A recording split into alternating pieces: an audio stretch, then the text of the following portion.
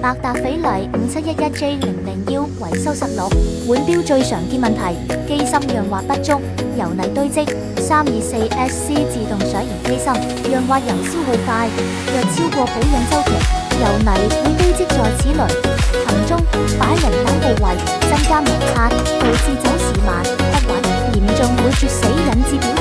零件輕微磨損、間隙偏移，長期佩戴後，機心內部齒輪、行中差、擺輪續成，可能出現輕微磨損或齒輪咬合間隙偏移，導致動力傳輸不順，走時變慢。